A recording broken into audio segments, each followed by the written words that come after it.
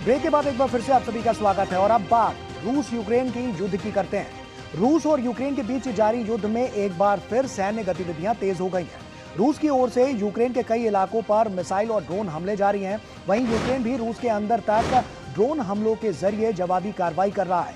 यूक्रेनी राष्ट्रपति Vladimir Zelensky ने कहा है कि यूक्रेन को अपनी वायु रक्षा क्षमता मजबूत करने के लिए और अधिक हथियारों की जरूरत है। उन्होंने बताया कि अमेरिका से एंटी बैलिस्टिक मिसाइल सिस्टम की आपूर्ति को लेकर समझौते हैं, लेकिन मौजूदा जरूरतों के लिए ये पर्याप्त नहीं है।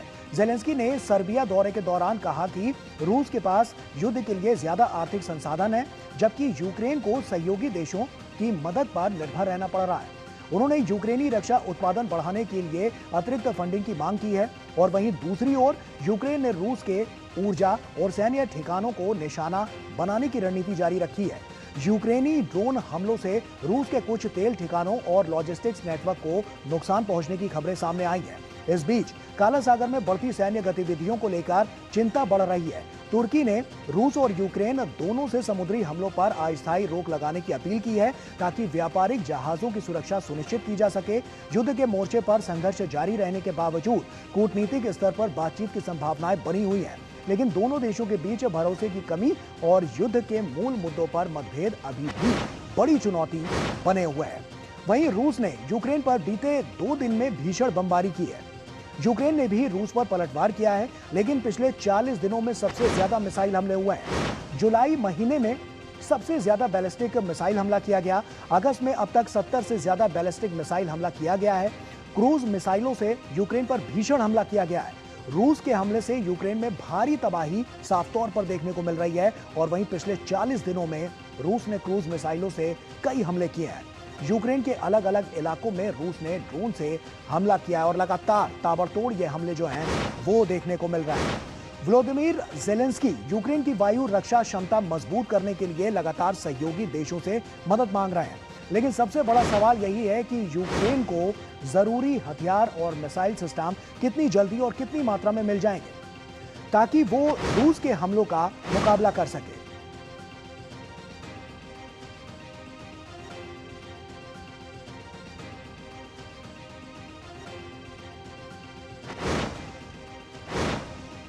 तो रूस और यूक्रेन युद्ध को कई साल बीत चुके हैं।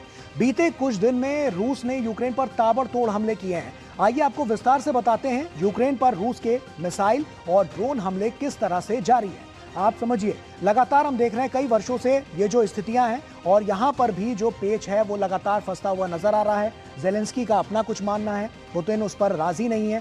पुतिन कुछ कह रहे हैं, ज़ेलेंस्की उस पर राजी नहीं है और यही सब कुछ है जो इस कॉन्फ्लिक्ट को इतना बड़ा बना रहा है, जो आप समझिए कि कितना बड़ा विश्व युद्ध हो चुका है यूक्रेन और रशिया के बीच।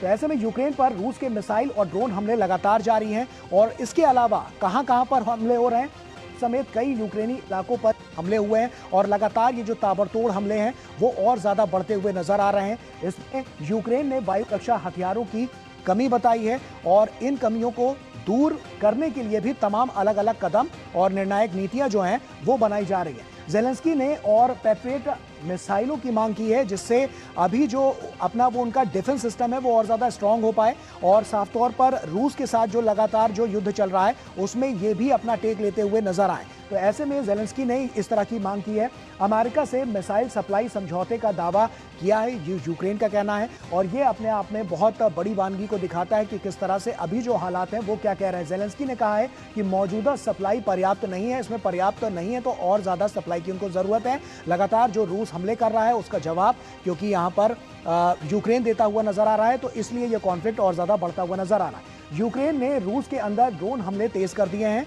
और ये काफ़ी महत्वपूर्ण इसलिए भी है क्योंकि हमने देखा है कि लगातार जो अभी तक जो स्थितियां रही हैं, कभी रूस हमले कर रहा था, फिर यूक्रेन उसका पलटवार कर रहा था, यूक्रेन जब हमले कर रहा है तो रूस उसका पलटवार कर रहा है और यही कमोवेश स्थिति कई सालों से देखने को मिल रही है।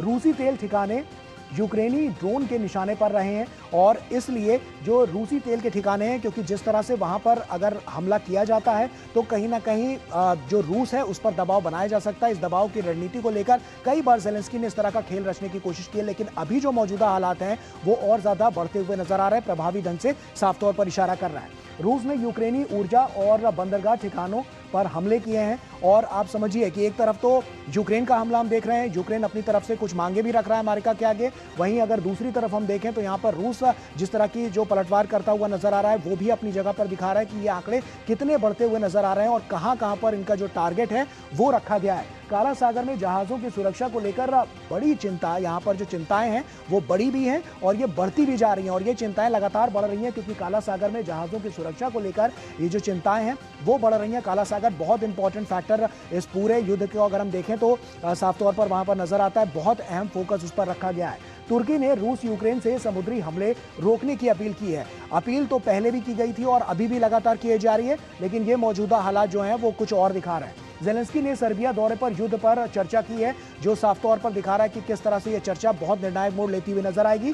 सर्बिया से यूरोपीय संघ संबंधों पर बातचीत हुई है और ये बातचीत भी कहीं ना कहीं इस ओर दिखा रही है कि आगे आने वाले समय में निर्णायक मोड़ लेती हुई नजर आएगी। यूक्रेन ने पश्चिमी देशों से और मदद की अपील की है। यूक्रेन लगातार मदद मांग रहा है पश्चिमी देशों से भी और इसके अलावा अलग अलग देशों से भी। रूस यूक्रेन के बीच भरोसे का संकट लगातार बरकरार है और ये जो संकट है वो अब देखना होगा कि किस तरह से आगे बढ़ता है। शांति वार्ता की संभावनाओं पर कूटनीतिक प्रयास जो हैं वो लगातार जारी हैं और इसी तरह के प्रयास लगातार आगे भी देखे जा रहा है। युद्ध खत्म करने को लेकर अब भी कोई ठोस सहमति अब तक नहीं बनती हुई नजर आ रही है। ऐसे में देखना होगा कि आने वाला समय कैसा होता है और क्या कुछ उसमें नजर आता है। यूक्रेन के राष्ट्रपति ने कहा है कि किसी भी देश के लिए सबसे कमजोर कड़ी उसकी वायु रक्षा होती है, और लेकिन यूक्रेन के लिए फायदेमंद बात यह है कि उसके पास अपने घरेलू वायु रक्षा सिस्टम का उत्पादन करने की क्षमता है। Яка використовує гроші на війну, у України немає і не буде. У нас є те, що потрібно нам, і з європейською допомогою, з допомогою інших країн. Але додаткові гроші на виключно українське виробництво – це те, що потрібно.